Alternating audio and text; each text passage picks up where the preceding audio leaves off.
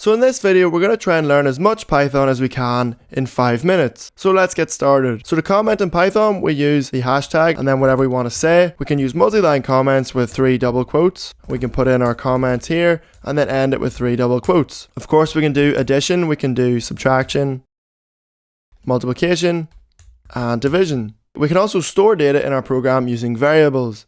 So to create a variable, we give it a name, we set it equal to a value, in this case a string called hello world. Strings in Python use either double quotes or single quotes, the choice is yours, and there is our variable. We can also store multiple strings in a variable if we want using something called a list. So I could create a variable called b and say I want to store 2 strings this time. I store the word hello world and the word Francis. Hit enter and we've stored that in a list using 2 square brackets to say that we want to use a list, and we tell it all the items we want to store separated by a comma. To get an item out of a list, we need to know its position in the list. So this is position 0 and this is position 1. So if I said b square brackets 1, it'll print out the item in the list at position 1. We can also add lists together, so I could say b plus a new list, 1, 2, 3, 4, 5. Hit enter and now we have a new list with 2 strings and 5 numbers in it. That's another great thing about Python lists. They automatically resize and they can store any data type you want or multiple data types. Next we're going to learn about dictionaries. So dictionaries are just like lists, except to access data in a dictionary, instead of using its position in the list, we need to use its name. So every item in a dictionary has a name, which we call a key. So I'll create a variable called c and we use 2 curly brackets to say we want to create a dictionary, and its name is going to be fav color, and it's going to give us back the string hello world. So we hit enter, and now if I say C, use the square brackets again, and I put in the word fav color, we get the word hello world printed back. That would be called an associative array in other languages like PHP, for example. Finally, we have sets. So a set is just like a list, except it doesn't have order and it doesn't have repetition. So to create a set in Python, we create a variable. We use 2 curly brackets again, but we don't use the colon when we're creating a set.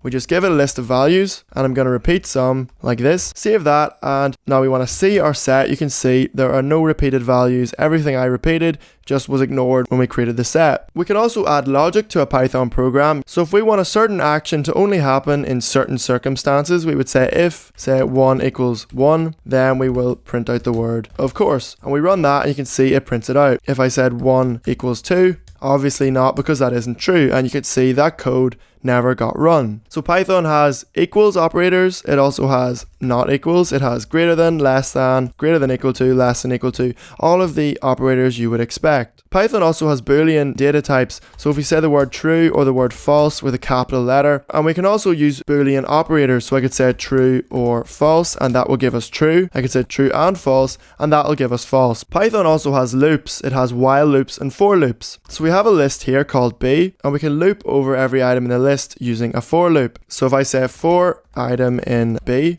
because that's the name of our list, and we're going to refer to every item as item. That's what this variable does. So if I wanted to print every item in the list, I would say I want to print item. Run that and you can see it prints the 2 items. For loops can also use numbers, so I could say for I in range, and the range is going to be 0 to 10, and I'll say print I. This will print out the number I 10 times, as you'd expect. We also have while loops, so I could create a variable called x and set it equal to 10, and I could say while x is greater than 0, print x. And then I'll also say x minus equals 1 to subtract x to prevent an infinite loop. So if I run that, you can see it counts down from 10. Python also has what are called exceptions. Whenever something goes wrong in your program, sometimes the program doesn't have to crash. Sometimes the error can be caught as an exception and can hopefully continue to run. So an example of an exception is we go back to our list called b, and the first item is called 0 and the second item is called 1. But if I was to put in the number 2 here, you can see we get an index error. So I can say try, and I can try to print an element from our list that doesn't exist. But of course it doesn't exist, so it's going to give us that index error.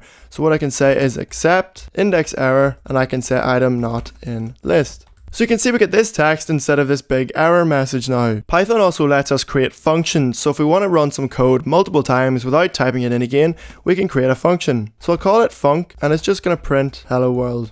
So now if I run func, it's going to print hello world, and I can run it twice and it's going to print it twice. So that is a simple function. I can also create objects in Python. So we would use an object for object-oriented programming. So say we wanted to create an object for people. We might create an object called person. To do that, we would create a class called person, and we create a special function called __init___, which is called a constructor. And we pass it the variable self. Every method in a Python object starts with the variable self. So a constructor is a function that's run when we create our object. So I'm just going to print new person. Now we've created our person class, which is the blueprint for our person object. So I can create a new person object by saying p equals person, just like that. And you can see our constructor was called when we created the object, and it printed new person. And there is our person object. We can also use inheritance because that's one of the core concepts of object-oriented programming. So say I wanted a more specific class called Francis. Inside these round brackets, I can say person. That will mean I can use any of the methods and functions from the person class. So in this class, I might say my name is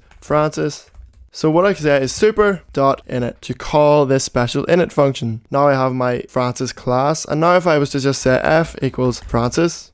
And finally, we're going to go over modules. So in Python, we use modules because we don't want to type everything over and over and over again. So if I import math, that'll import the Python maths library. And if I say print math.py, it prints out the value of pi because my program didn't know that until I imported the math library. So that's a really quick overview of Python. There's a lot of stuff I didn't get to cover, but we're going to cover that in separate videos in much more detail. But that's it for this video. Don't forget to like, comment, favorite, and subscribe. Don't forget to follow us on Facebook, Twitter, and Reddit. But that's it for this video, and I'll see you next time.